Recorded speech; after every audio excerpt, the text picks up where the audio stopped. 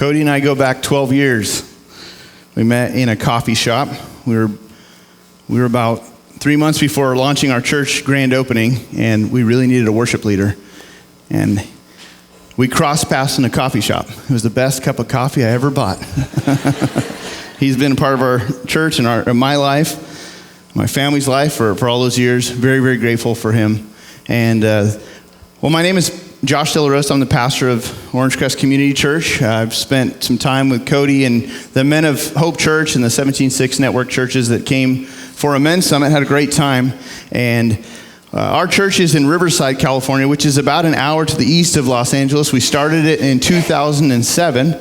And we actually, when we began the church in 2007, we actually had 5 partner churches from around the country that partnered with us to help us get the church off the ground, and Hope Church was one of them. And so Hope Church actually had taken up a Christmas offering back in 2007 to help us with our launch of the church, and it helped us purchase equipment and sort of just the startup funds. And so if you gave to that offering 12 years ago and you're wondering, I wonder what happened to that money that I sent, I'm here to share with you some of that. And give somewhat of an update on things.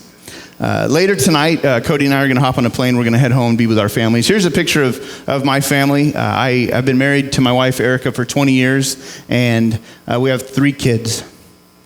I managed to hold my emotions together in the last service, but my son, Gabe, he's 16, just about to be 16 in 8 days. Gavin, 13, and then my daughter, Grace. And my very first trip to Hope Church was a long time ago. It was in 1999. I had just gotten married that year. Time has really flown by from 1999 to now. The fact that my son is about to turn 16, it's sort of what choked me up for a moment there. I mean, just time flies by, and you think about the people that have invested in your life and the family and friends, and honestly, this church has really. You have no idea how much of a mark you have made on my family and on our ministry in California. And we are very much we're an extension of the ministry of Hope Church. And that's really what I came to share about. What's the impact of hope on our lives and even beyond our church. There's so much more going on that I'll highlight as well. But here's my specific relational connections to Hope Church. This picture sort of summarizes how I got connected to this group of people. I've never been a part of Hope Church. I've never lived in Texas. I was born and raised in California. But the connection is this. Harold Bullock, your senior pastor, in the middle of the table there. To the left of him is a man named Thad King. And Thad was a student in California. And when Pastor Harold was doing ministry in California before planting this church, in the 70s, he was investing in people, and Thad was one of those students that he invested in. He started discipling and training Thad King. Thad eventually came here and got more training at Hope and eventually launched a church in Huntington Beach, California. Thad King, while he was in college, began asking God to give him one person that he could really pour into and disciple and train. And so God connected he and Randy Lathrop, whose head is there on the left. Randy's taking a selfie. And Randy, after college, came out to Hope Church and became a part of the Hope Church family and got trained here. And then in 1987, Randy launched Church in the Valley in the Diamond Bar area. And after he did that, church was going for about 12 years. When my wife and I arrived in that church in the Valley, it was 1999. I met Randy. I was pretty much fresh out of college, was training there with him for 8 years. And so we were there, part of the congregation, until 2007 when we planted our church. And this picture reminds me of what Paul wrote to Timothy when he said this. This is 2 Timothy 2:2. And the things you've heard me say, Paul is talking to Timothy, and the things you, Timothy, have heard me, Paul, say in the presence of many witnesses, entrust to reliable men who will also be qualified to teach others. There are 4 generations that you see in this verse. You can sort of count these generations from Paul to Timothy to this group of reliable men to those that they will be teaching. And And so I think of that verse when I look at that picture of how the baton has been passed from Harold to Thad, from Thad to Randy, from Randy to myself. And there's really a baton passing that goes on in our lives. And you know this, if you've been a part of Hope Church, you see that in your congregation where batons have been passed to so many of you, and you've invested your life in other people. But for me, this is where this is my connection to your church. Paul writes, the things you've heard me say in the presence of many witnesses, those things, it takes humility to learn anything in life. You have to choose humility if you're going to learn things from others. That's not easy. You have to keep choosing. You have to choose it and keep choosing it and keep choosing it. When I get time with Pastor Harold or Pastor Randy Lathrop, I need to choose humility and have a few questions handy so I can learn some things from them. In my earlier years, I didn't really think that I had that much to learn. I especially in my teen years. By the time I got to be 18 and graduated high school, I figured I'd learned probably everything I needed to know. I watched a lot of TV. I filled in some details. I went to high school. My friends filled in a lot more details. So I thought I knew it all. So around the age of 18, I got serious about walking with Jesus Christ, and I jumped right into ministry, and I started teaching others almost immediately. People, for whatever reason, handed me ministry responsibilities, and I just started running with it. But I bypassed this whole idea of learning from someone who's wiser. I just jumped right to the doing, and I got pretty beat up in those years. After about 4 years of doing that, and I was pretty much, I had some bruises and bumps, and I had a college diploma in hand, some ministry experiences, but I was really without a Paul in my life. I was lacking the investment of a more mature person that I could really learn from. That's right about when I met Randy Lathrop, and a few months later, I got to come out to a conference, an early wisdom conference here at Hope Church, and got to meet Harold Bullock. And so the things that Paul's referencing in the passage, if you've been around Hope or Harold for any number of time or number of years, you realize there are all sorts of categories of learning in life, aren't there? There are these arenas that are so important that we need to understand about how life and ministry from God's perspective really work. It's like a treasure chest available. And so there are all these things to learn from those who've gone before us. And in fact, at home, I've got bookshelves of notebooks and audio tapes and DVDs and even some cassette tapes that really represent Pastor Harold's investment. A major part of his life has been taking what he's learned and then passing that on to so many of us. And so Paul's telling Timothy here in this verse, he's saying, look, keep running this race, and then help others. At a certain point, you need to help others get running, and then you need to find people who are going to pass it on, and not just stop and die with them. And so each pass in this baton, in this relay race is really critical. When I was in my 20s, I met all of these different church planners who had sprung out of Hope Church and launched out from here after some years of training, and they were leading in different parts of the country. And then through the years, I met many of the families here at Hope, and at the Men's Summit, I got to connect with a bunch of people who've received the baton here and who've been passing it on to the next generation. And a moving part of this Men's Summit that we just came to, Brian was describing this baton sort of passing ceremony, which was really an acknowledgement of the challenges of each decade. But what was really powerful was watching the older men of the church, or those who've just completed a decade, charging those who are heading into a new decade that's got challenges. But that was really powerful to watch.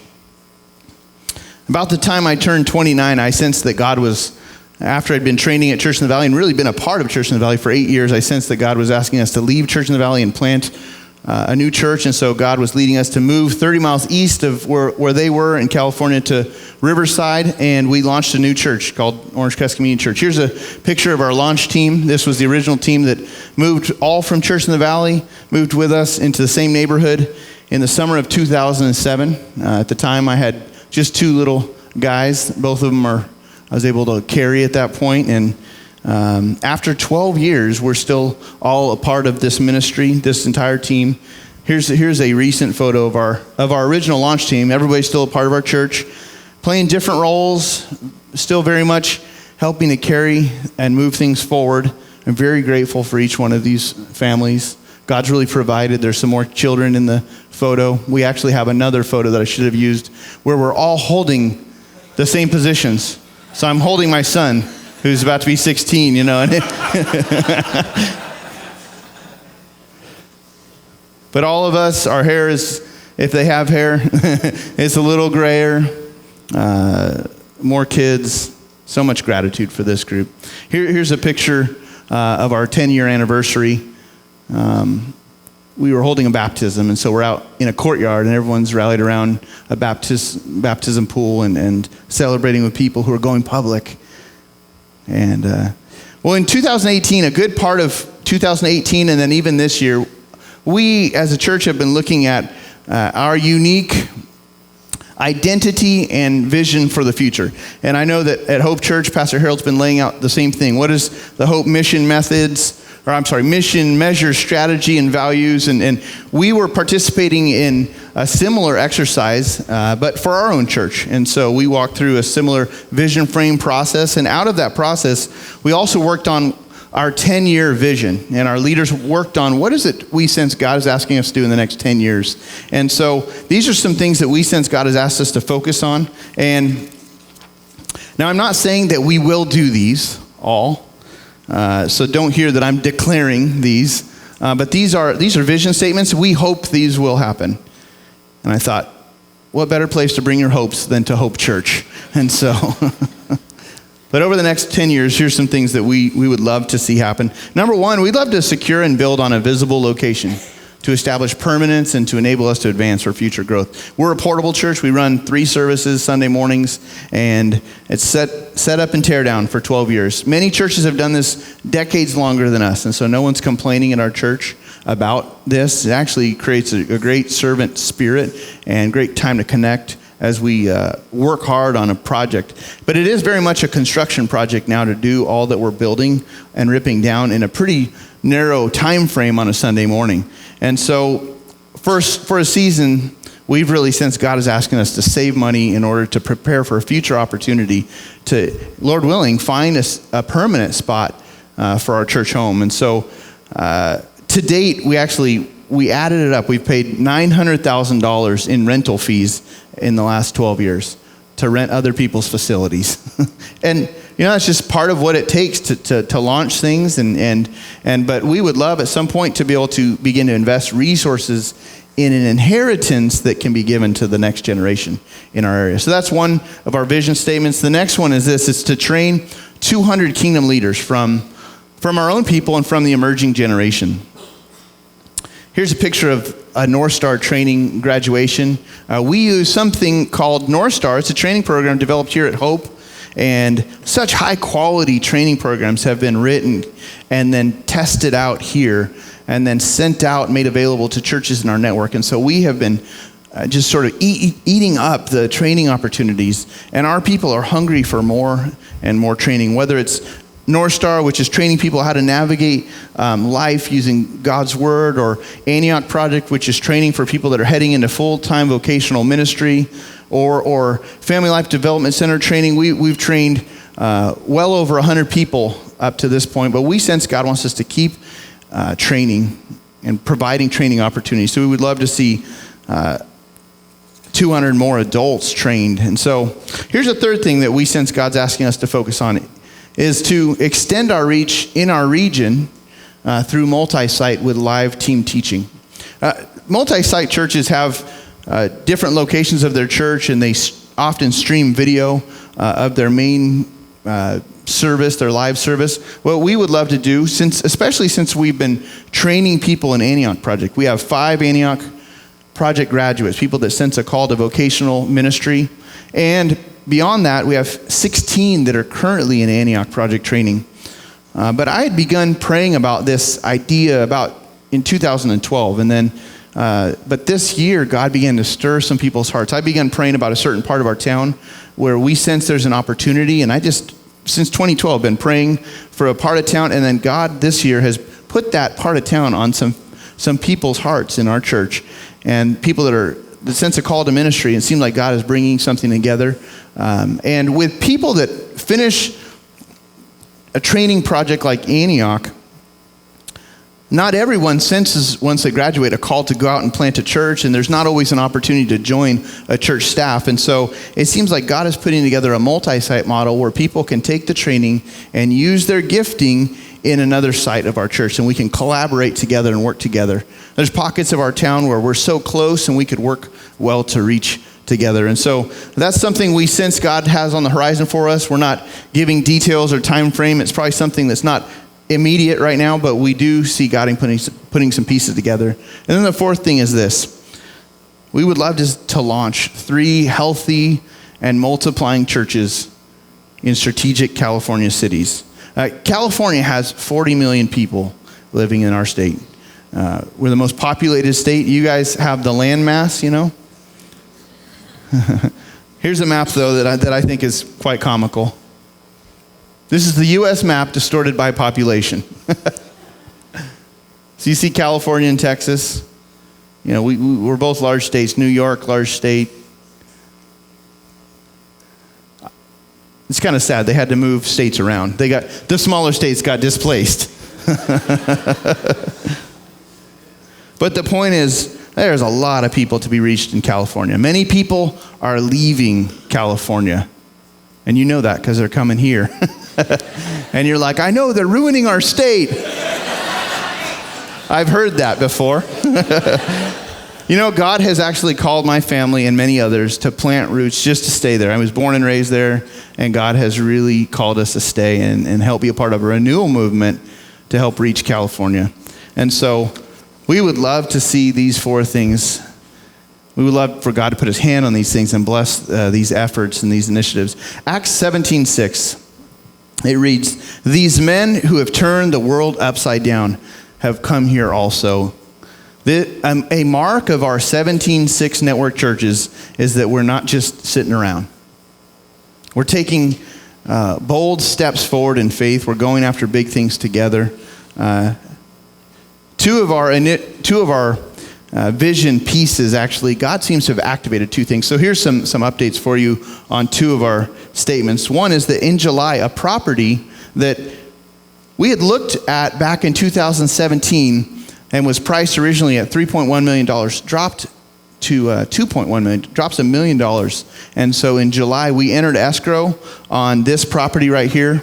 It's a former swim and tennis center in Riverside. It's on a very prominent, very visible street. 75,000 cars pass by this property every day. There's a couple of small buildings that we would renovate, and over time, over 4 phases, we would want to develop this property to eventually move our service to this location. There'll probably be several years where we'll still be worshiping in a rented space while we're working on paying for all this, and then the construction process goes on. But we're in escrow. We're set to close in January, and there's a lot that has to happen before we can close in January, and so you can be praying for us in this time. It's a pretty exciting time. But for us, going after this is a major faith step for us, which requires a lot of risk. And I shared this verse with our congregation regarding this opportunity because it's a pretty challenging risk for a church of our age to go after something like this. And so here's the verse that I've shared with our church, 1 Samuel 14, verse 6. "Perhaps the Lord will act on our behalf. Nothing can hinder the Lord from saving, whether by many or by few." This verse comes from a story where the king's son Jonathan takes his armor bearer on a secret mission into the Philistine enemy territory, and he's looking to scope out an opportunity to attack the enemy. And Jonathan sees an opportunity to attack, and he tells his armor bearer, "Let's go. We can strike right now. We can attack right now. And perhaps God will act on our behalf. perhaps God will give us the victory. That word perhaps is pretty important. And I've said this to our people who at this point have given close to $500,000 at this point towards this, and there's more to go. And I've said, we're giving in faith, and perhaps God will act on our behalf, and we don't know yet. We may hit late December, which is when we need, it's our go, no go moment. It's December 20th for us. We have a 5-month due diligence period, and if everything's in place, then we can move into the month of January and close on the property, and perhaps we get there. But all through life, this is how it works. We're presented with opportunities where God says, hey, I want you to take this step. It's a bold step forward. You're going to need to take a risk, though. We would love to have full sight and see everything like with a big spotlight into the future.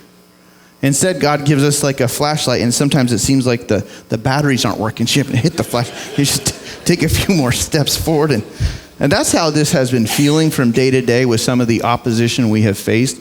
But at each moment where I thought, okay, this thing's going to die today, God shines the light again so we can take another step forward. It's been a really, really exciting part of our journey. So people are acting in faith through much sacrifice.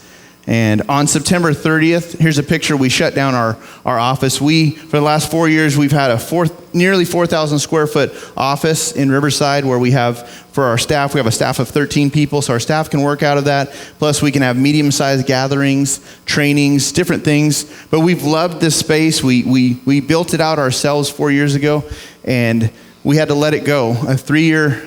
Our lease expired, and they wanted us to sign a new 3-year lease term. And it would have tied up nearly $100,000 over the next 3 years. And so in faith, we let it go, trusting that God was in this. And if perhaps he is. And if not, right now everyone's working remotely from our staff. So you can pray for us in that, because that's a big challenge.